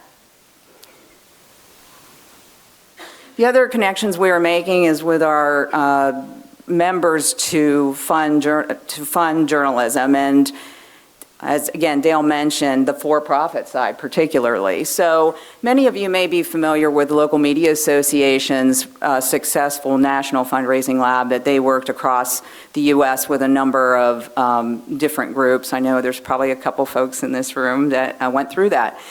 We were the first state press association that they partnered with last summer, which they provided some funding. P&A provided the funding as well, foundation, and we had 12 of our members that were accepted through the program. This allowed them to take 4 months of intensive learning and work with professional coaches and learn as much as they could about community listening and developing projects that could be funded. This all culminated with a trip to Chicago where those 12 participants got to pitch their projects in front of funders. And then PNA Foundation actually gave away 3 $20,000 stipends to the winners of those projects. And they actually are represented here today. So if you want more information, you can seek them out. But these are the 3 winning projects. The first one was the Butler Eagle on their Civics and Civility project. And this actually, I think, was born. They were going down this road, but it actually came to a head, obviously, with the assassination attempt of President-elect Trump at that time. And so they have been working on a number of conflict resolution areas. They have just recently had their first ever student journalism summit. So these are kinds of projects that they are working on and using the funding towards. Spirit Media Group, who's here, had put forth their infant mortality and health care inequality project, and they have been funding that content for a number of months, and I believe are looking to also put together a type of a community event around that issue. And then lastly, WITF and the Steinman Institute had put forth a project on youth newsrooms. This is a total youth project, and that, I believe when Tom's here, he can also talk a little bit more on that project as well. We're also educating reporters in the field. PNA Foundation has always been very strong at training, as I mentioned. This is an example of our Northrop on the road training that we did in Lancaster last summer with a number of reporters. And we got together this year and said, look, we need to have more of this. It needs to be more intense, and we need to do it more than once or twice a year. So right now we're in the middle of a 12-month program. It's a monthly news training certification program, and the newsrooms can pay $20 and have any number of their reporters come in once a month. It's a lunch and learn type session, and we're doing everything from Reporter 101 to all the issues that are coming up today, whether it's safety, whether it's AI, whatever it is. And I've got to say, I was impressed when I talked to one of my staff members about how many speakers did we get, like 10, or she said 42. I said, wow, that's amazing. So this is incredibly valuable training, and we're recording those sessions, and so if anybody's interested in any of that, let me know. And even though I said nostalgia is the disease of journalism, we do want to honor it. So PNA, it's our 100th anniversary, and we had a kickoff gala last November. And it was really rewarding. We honored 100 Hall of Fame folks that have worked in our industry over the years, beloved stewards of journalism, and many of them came to the event. And so just want to say, mark your calendars for November 23rd, because there will be a second gala, since it is the actual anniversary this year. But we're going to bookend the event this year with some of the more, and lean into the future for that event as well, and some of the things that we're working on. So what's next? A couple other things. I think Dale mentioned how important it is to tell our story. We're creating a Impact Funder website. We're in the middle of that right now. We have some work being created so we can tell the story, showcase what you saw today.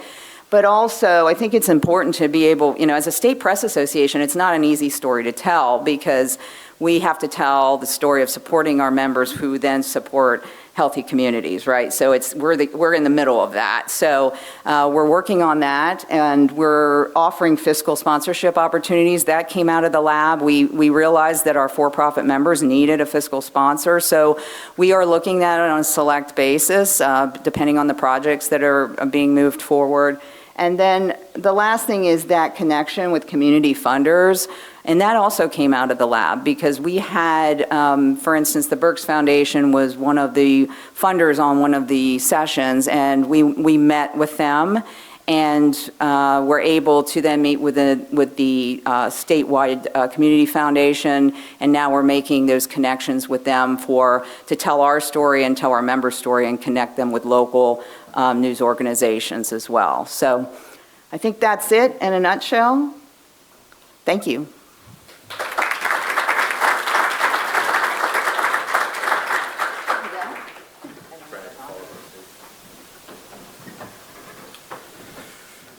All right, good morning.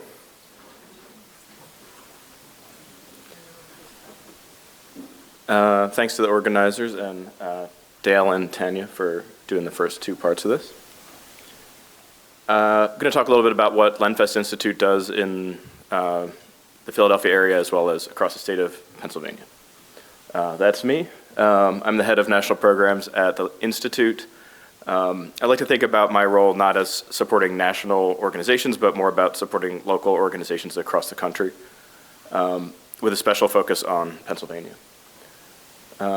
I joined about a year ago, and I think in my cover letter, maybe David Boardman can confirm, but I think I said Pennsylvania is a microcosm of the country, so just want to make sure that you all know I said it first, before Zach. Prior to joining the Institute, I was co-founder of a nonprofit agency called News Revenue Hub, which has worked with over 100 news organizations to raise over $100 million in unrestricted funds from, usually from residents and just folks who believe in the value of journalism. Part of that work is really dependent on communicating the value to the constituency. So, journalists are not too great at explaining the value of what they do, but one way that I've been able to get at that was to say, you are willing to tell people that you like your job, right? Assuming you do. That's one way to be able to share with the community that journalism is important. We've already talked a lot about the risk, but there's a lot going on in the industry right now. In the last decade, the percentage of people who get news from print has fallen almost 30%. Employment at newspapers has plummeted. More than a quarter of local newspapers have disappeared. Ad revenue has dropped below circulation for the first time. And digital is growing, but it's not even really close to closing the gap. Pennsylvania faces the same headwinds as everyone else, but there is some momentum here. We have experimental business models. We have new nonprofit newsrooms. We have a big press forward presence, which is awesome. And folks like Spirit doing great work and engaging with communities. And at Lenfest Institute, we see ourselves as providing some of the connective tissue there. Obviously, it's a collaborative effort. We feel we have great convening power. We have the ability to offer some grant incentives to folks. And really, our mission is to support the sustainability of the industry, full stop. I'm told people like illustrations, so I'm going to go through these, but I don't think anyone's really going to like what they're seeing here. This is the decline of print. This is newspaper publishers going out of business against, newsroom employment against digital native. You can see that digital is not closing the gap. It's promising, but it is not there. Circulation revenue falling below, advertising falling below circulation, and total number of newspapers. Just take a moment. There's another loper out there with a different consonant for a first name. If we don't work on this, is anyone going to notice? Lenfest Institute sees itself as having 3 different constituent groups that we support. We support news sector professionals. This includes folks working in journalism, advocating for its sustainability, as well as entrepreneurs. We support startups, early stage enterprises, and individuals working in new models, and legacy news enterprises. So one reason why the Institute was founded was because the Philadelphia Inquirer needed a steward. The Institute owns, Institute is a nonprofit owner of the for-profit Inquirer. We have 3 strategic priorities at the Institute. We support experimentation and research. For example, we run programs. We have an AI fellowship program, which is placing 10 engineers in major metro news organizations to develop AI products that support business sustainability or audience growth. We also support a local news infrastructure fund, which helps critical infrastructure providers serve the news industry. We helped incubate Spotlight PA, the nonprofit statewide organization is doing incredible work here. And we also offer grants. So on the national side, we tend to offer mostly catalyst grants in open call form. So these are generally small grants designed to help organizations experiment with something or do something that they haven't been able to do in the past that they could potentially replicate in the future. We also offer grants to the Inquirer, typically around the print transition process, so helping them get to the point now where they are now, which is over 100 paying subscribers, greatly supporting their sustainability. As well as Philadelphia Ecosystem, we have Sean Mooring here, who is the head of Philadelphia programs as well. You should definitely talk to him about the work we're doing in Philadelphia, as well as Jared, his compadre. These include initiatives like Every Voice, Every Vote, which help connect news organizations and citizens on major issues facing the city, as well as supporting other newsrooms in the Philadelphia area, including nonprofits, for-profits, legacy media, Black-owned and ethnic media. We support networks and learning, so we offer several communities. At least 2 of them are open to the public. If you're an audience development professional or a fundraising professional, you can join one of these digital communities. We offer regular meetings and we offer grants to them. They're basically peer-to-peer learning opportunities, ways to connect and innovate. As Dale mentioned, we're also hosting the News Philanthropy Summit. The first time we're offering it in person, and there are going to be over 300 philanthropy professionals there. We offer professional development through some Philadelphia programs like Constellation and Philadelphia Media Founders Exchange. These are mentorship and peer-to-peer learning opportunities. And then Press Forward PA Locals Group, which is the kind of collaborative between the 4 Press Forward chapters and our Knight Communities Network, which supports 7 Knight Foundation communities across the country as they develop Press Forward chapters that are aimed at local fundraising. Finally, we see creating tools and advising as strategic priorities. One example is our Beyond Print toolkit, which helps print subscription-based organizations, typically for-profits, typically family-owned, local, make a transition from print to digital subscriptions. So really trying to help them make that shift, because if they can't do that, then they don't exist. As well as offering hands-on advisory. So we offer coaching, particularly on print transition, but a number of other things, and organizational strategic planning. A little bit about our PA Locals Group. So I noticed that Dale had the same slide on hers, or same picture, so I'm glad that you skipped over that. This winter, we held a convening in Lancaster, PA, my hometown, with the 4 chapters, as well as stakeholders from across the industry. So some funders, journalists from LNP Media Group and WITF, and Spotlight, just to kind of talk about the issues facing PA, how can we be aligned, what are the most important things. It was great. And I forced people to go to Lancaster Central Market to have pigs in blankets and pretzel dogs and things like that, and Scrapple. So in many ways, we see Lenfest's role as being able to host our convening power allows us to host ecosystem calls, in-person events, virtual events. We can share templates, tools, and support the shared goal of business sustainability in the industry. Interestingly, the PA Wilds chapter is part of our PA Locals Group, as well as part of our Knight Communities Network. So not only are we sharing information and supporting each other through this, but also in grant-funded programs like Knight Communities Network. Speaking of the devil, the goal of Knight Communities Network is to create a replicable infrastructure model in different markets. So Lenfest Institute has been around for 8 years or so. We have done a lot of the initial work that many Press Forward chapters are kind of setting out to do now. So Knight granted us some funds to basically take what we know and help organizations who are just getting started adopt some of the tools, processes, best practices, and connect them with experts who can also support them.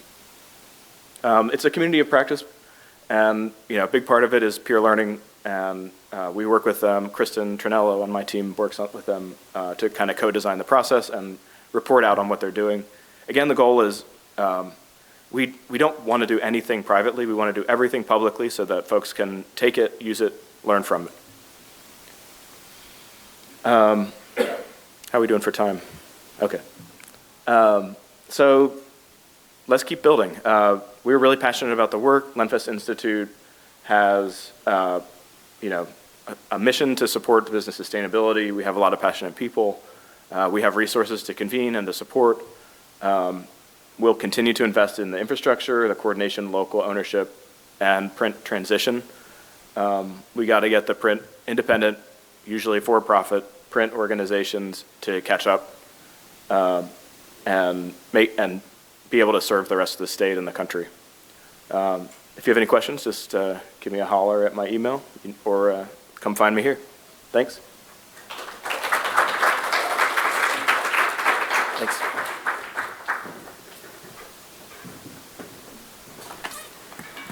Thank you so much. Wow, I learned a lot just in that 40 minutes we had or so. I wanted to kick off the Q&A with a question around independent journalists, because I am one, so this is totally self-serving. But more importantly, as we continue to see our newsrooms shrink, and it's attributed to a lot of the issues that we were talking about early in the morning, there are a lot more of us who used to work at legacy media outlets who are now doing independent work on our own. I do a lot of stuff on social media, building followings across different platforms, on Substack, and all these spaces.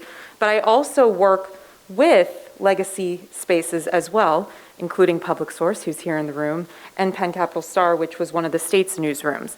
But a lot of the issues that a lot of us run into as independent journalists is looking for funding, especially when we want to work on larger projects that are more than just doing news rundowns or going to an event or something and doing interviews on the fly.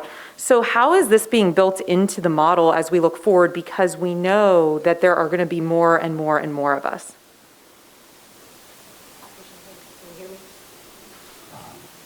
Is that push to talk or is that a call? Oh, no. Oh, there. Okay, there you go. Thank you. So I'll just say, in Press Forward, we are trying to, sometimes we are knowledge gatherers. And then how do you share that knowledge out and have those conversations with lots of different types of people? And so one of my learnings, I will just say that over the last year, is this issue of content creators, news influencers, not putting them all in one bucket. Frankly, many of our foundations don't understand how to even deal with you, to be honest. That's fair. I try to get into rooms more and more with you to try to break down the barriers of people understanding the range of who you are, and that many of you have incredible degrees and have done incredible stuff. You're not the ones putting out the crazy information, right? They're just trying to sell a product, right? So we've been trying to understand. We have a few of our partners. We work a lot with partners. We've probably got over 200 people that we work with over the last just year. And they sometimes put together these cohorts. American Press Institute has done that. Google News has done that. We're trying to learn from them in order to then share that information back with our funders to say, how do you put these unusual suspects together? And the thing that got me, I will just say this, in one of the rooms where there were 3 of them on a panel, all, by the way, with journalism degrees, had done regular journalism stuff. Now we're doing online for all sorts of reasons, covering a community that had not been covered by their legacy, right? Not just being pushed out. They chose to do this. And a couple of them said to us in the room, we don't feel seen. We're not invited to the journalism conferences. People don't see us as journalists, but they are journalists. And so they have the same issues. They want to make money. You want to serve your family, right? You have to deal with the algorithms just like everybody else. So how do we think about, I know it's hard for legacy media to understand that, but when you have 500,000 followers and some of my outlets have 2,000, you need each other, right? We've got to figure out ways to support each other in ways that we've not done in the past. So more to come, I will just say, but we are absolutely thinking about how do we understand that group, help people think about it on a local level, maybe do some experiments. Like I said, we're revitalizing an industry. You're going to see lots of up and downs. You should see lots of experimentation. I know that's hard, but that's exactly what you have to do to revitalize an industry.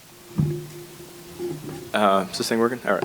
So I think some folks aren't sure that they're journalists either. Right. And so we had a local news summit in New Orleans this winter, and had a couple creators, independent creators there. One person that struck me was Dr. Caitlin Jedalina, who runs this. I guess it's a site. She runs a brand called Your Local Epidemiologist, which started during COVID epidemic. She started by just sharing information with her family about the epidemic.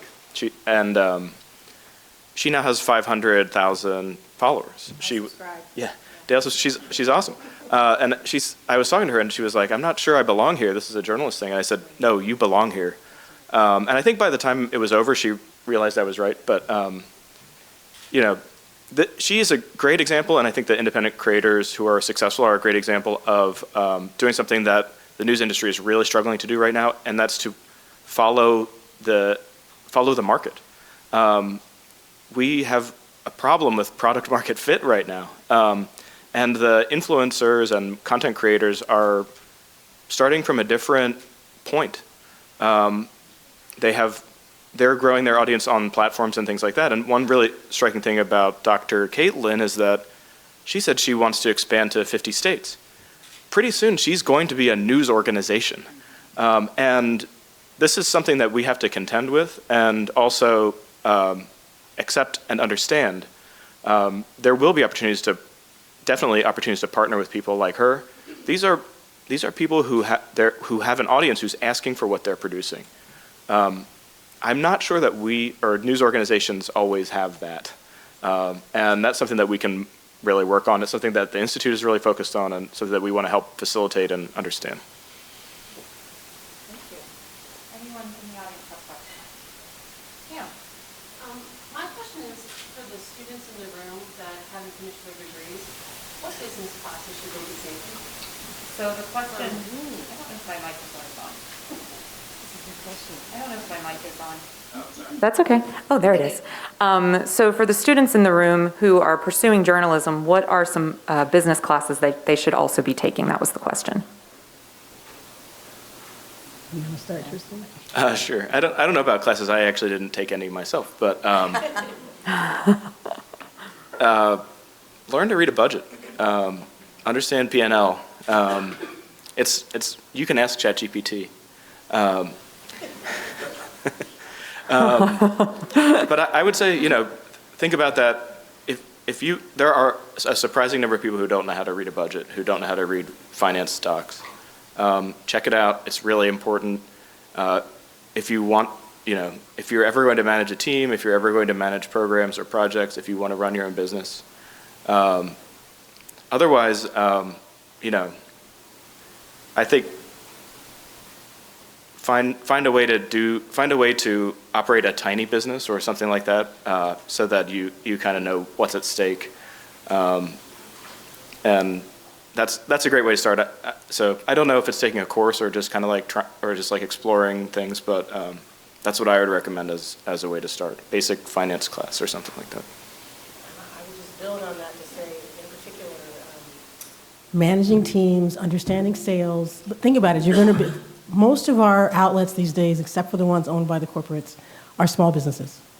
And so everything you need to know to run a small business, you should know, or at least understand how to talk about it with somebody else on your team who's doing it, right?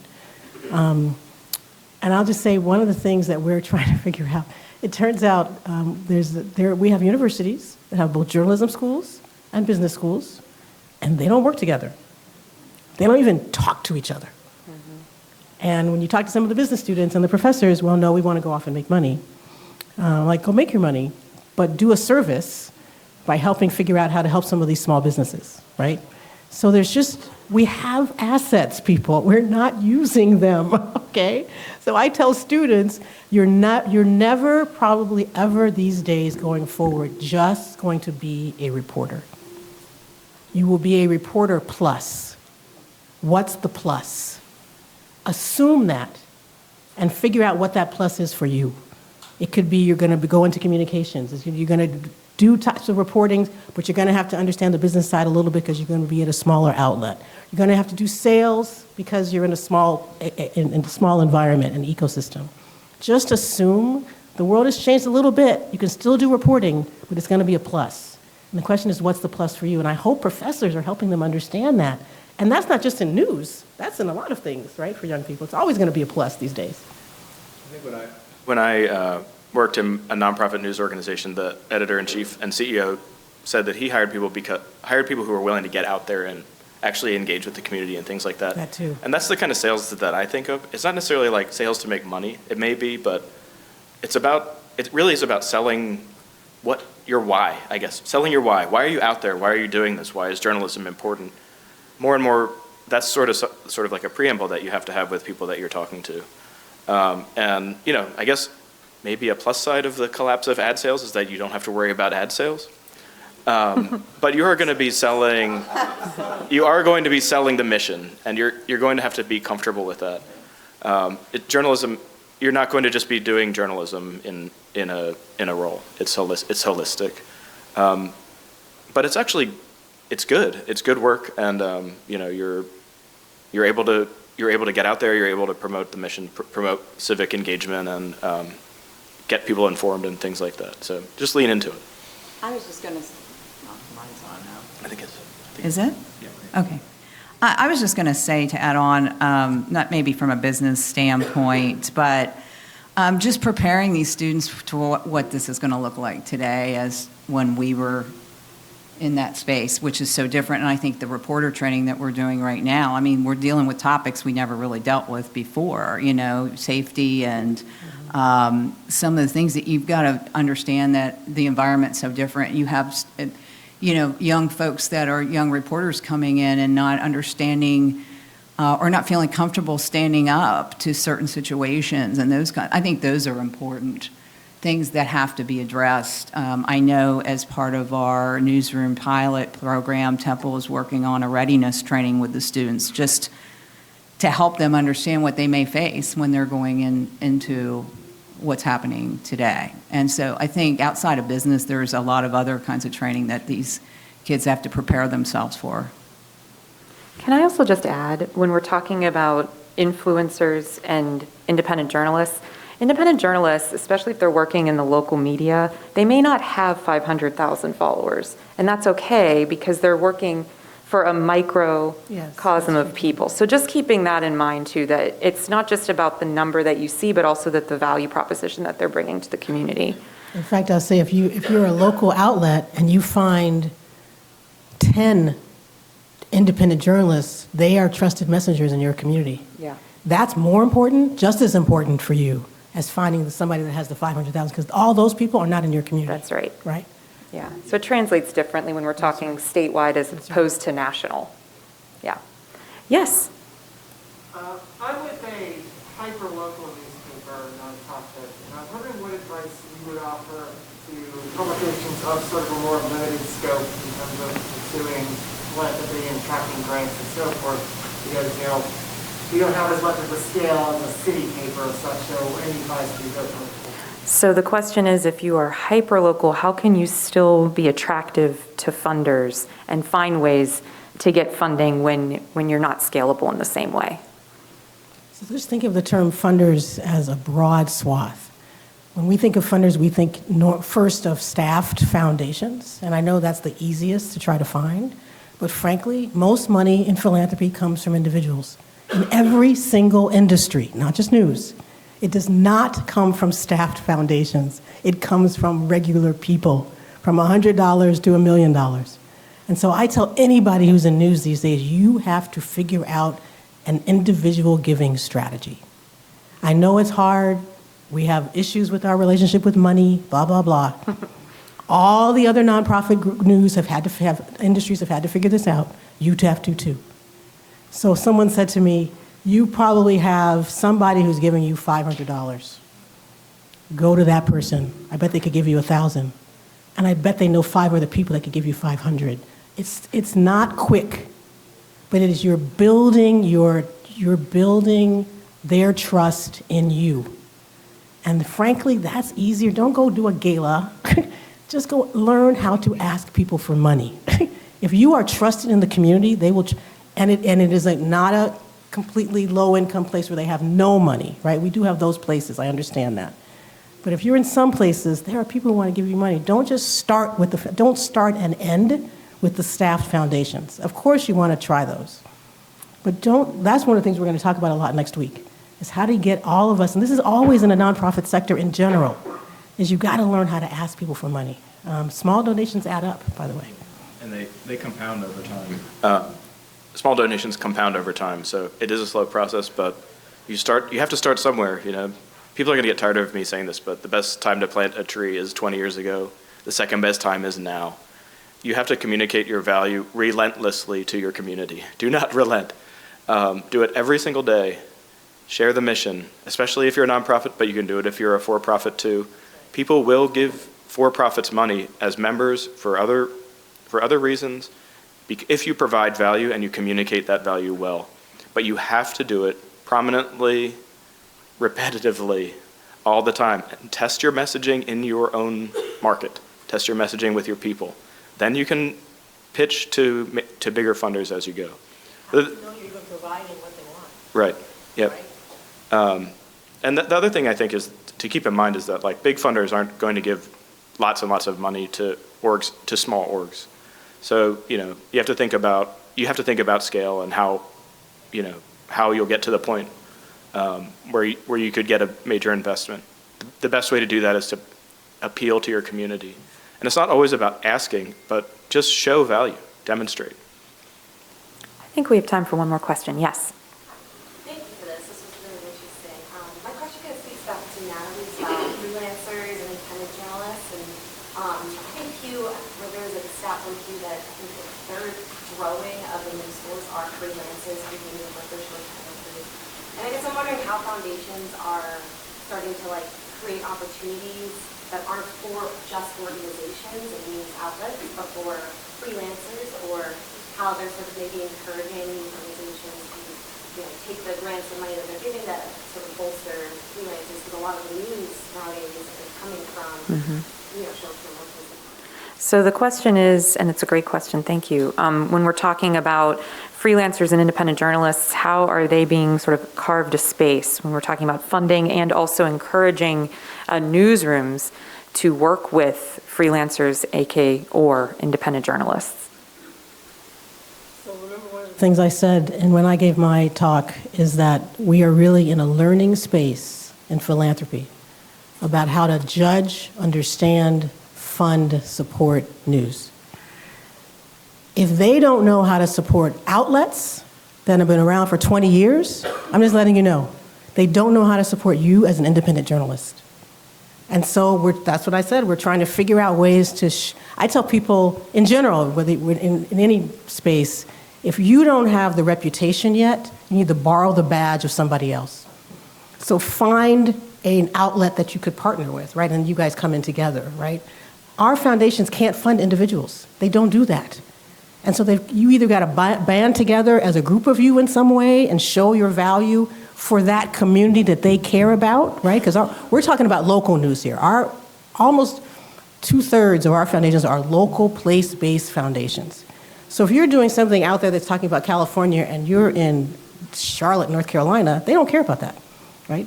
So you really do have to do your research about some of those groups, but in the end, you have to help. We are trying, and I need your help, to help educate them about how news is shifting, and are there experiments that we can try to figure out ways to support the both and, right? It shouldn't be an either or. It will never be an either or. It's going to be a both and going forward. The question is, what does that look like, and how do you fund it?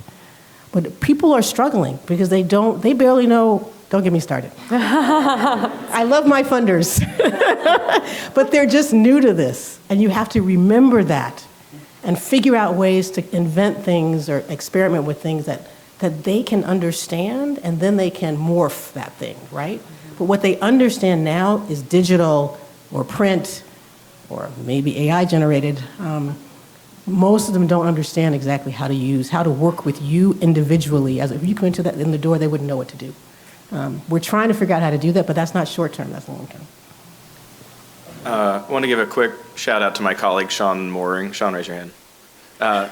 You should talk to Sean about the work that we do at LenFest to support independent creators, do mentorship and things like that. We have a couple of different programs that we offer that are aimed to help folks do that sort of stuff. So I'm not equipped to talk about it, but Sean is.